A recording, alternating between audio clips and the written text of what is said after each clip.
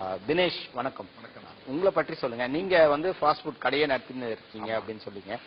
இப்போ வந்து நீங்க என்ன பண்ணிட்டு இருக்கீங்க? உங்களுக்கு எப்படி இந்த ஃபாஸ்ட் ஃபுட்னால பாதிப்பு ஏற்பட்டுச்சு? அதாவது ஃபாஸ்ட் ஃபுட்டால நான் பாதிக்கப்பட்டேன்னு சொல்றது ஒரு விஷயத்த சொல்லலாம். நான் உடல் வந்து ரொம்ப ஒல்லியா இருந்தேன். இந்த ஃபாஸ்ட் ஃபுட் சாப்பிட்டதுனால, நான் ஹோட்டல் வச்சிருக்கனால அந்த ஹோட்டல்ல நானே சாப்பிட்டதுனால சிங்கிள் பேக்கா இருக்க வேண்டிய என்னுடைய வயிறு இப்ப ஃபேமிலி பேக் ஆயிருச்சு. இதுதான் மிகப்பெரிய முதல் பாதிப்பு. ரெண்டாவது, மனசாட்சி விரோதம் இல்லாம சொல்லணும்னா, ஃபாஸ்ட் ஃபுட்டால நான் பாதிக்கப்பட்டேன்றதை விட பல பேரை பாதிப்புக்கு உள்ளாக்கனே நான் சொல்ல முடியும். ஏன்னு சொன்னா, அந்த ஃபாஸ்ட் ஃபுட்ல நாங்க என்னென்ன பயன்படுத்துறோம், எல்லாரும் வந்து பேசுறது வந்து ஃபாஸ்ட் ஃபுட் நன்மைன்னு சொல்றாங்க. அது வந்து ஒரு உயர்தரமான ஹோட்டல்னு நான் சொல்ல வரல. ஒரு தெருமுனைகள் இருக்கிற கடைகள்ல அது எப்படி தயாரிக்கிறாங்க, அதுல என்னென்ன பயன்படுத்துறாங்கன்றது நான் இன்னைக்கு சொல்லணும்ன்றதுனால சில பொருட்களை எடுத்து வந்திருக்கேன். இப்போ வந்து நம்ம எல்லாரும் சொன்னாங்க வந்து இதுல வந்து ஃபாஸ்ட் ஃபுட்ல சிக்கன் நம்ம 65 வாங்குறோங்க.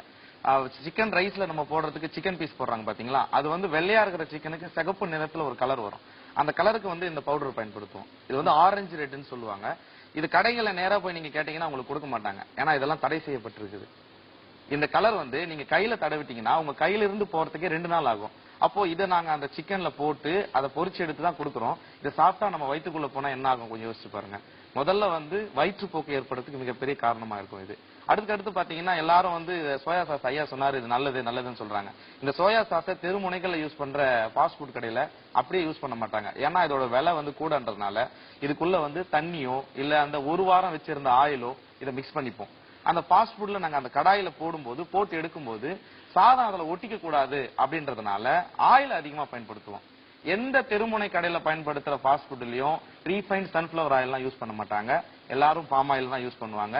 அந்த பாம் ஆயில் யூஸ் பண்ற அந்த பொரிச்சு எடுக்கிற கடாய் இருக்கு பாத்தீங்களா, ஒரு வாரம் ஆனா கூட அதை கழுவ மாட்டோம்.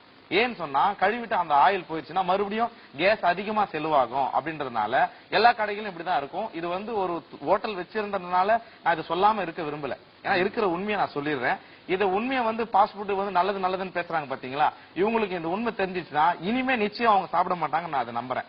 இதுக்கு அடுத்தது பாத்தீங்கன்னா இதுல ஒயிட் பெப்பர் பயன்படுத்துறோம். இந்த ஒயிட் பெப்பர்ல வந்து வர்றது எல்லாமே டூப்ளிகேட் தான். இதுக்குள்ள வந்து பாத்தீங்கன்னா அரிசி மாவு மிக்ஸ் பண்றாங்க. கோல மாவு இருக்கு இல்லீங்களா, அது ஏன்னா இது ஒயிட் வரதுக்காக அதை மிக்ஸ் பண்ணி தான் கடையிலே விற்கிறாங்க. இது எல்லாருக்கும் தெரிஞ்சிருக்குது. அதுக்கு அடுத்தது அஜினோமோட்டோ வந்து உடம்புக்கு நல்லதுன்னு சொல்றாங்க. சைனா சால்ட்னு சொல்றாங்க. இந்த அஜினோமோட்டோவை கொஞ்சம் எடுத்து நம்ம நாக்குல இங்க வச்சு பாருங்க. வச்சுட்டு கொஞ்ச நேரம் கழிச்சுங்க நாக்கு அந்த இடத்துல மரத்துக்கு மாதிரி ஆயிரும். அதுக்கடுத்து பாத்தீங்கன்னா டிவில நான் ஒரு நிகழ்ச்சியில பாத்திருக்கேன்.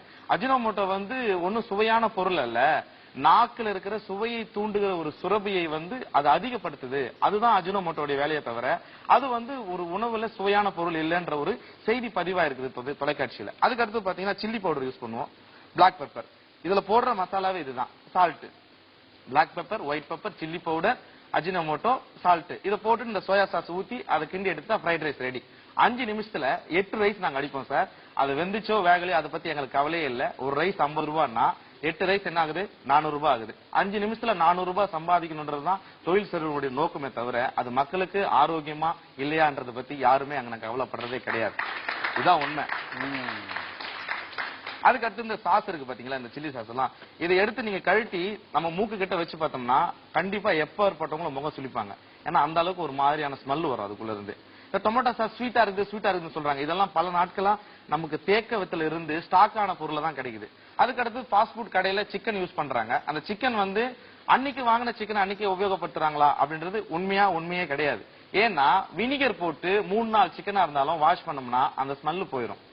கஸ்டமரை ஈஸியா எங்களால ஏமாத்த முடியும்.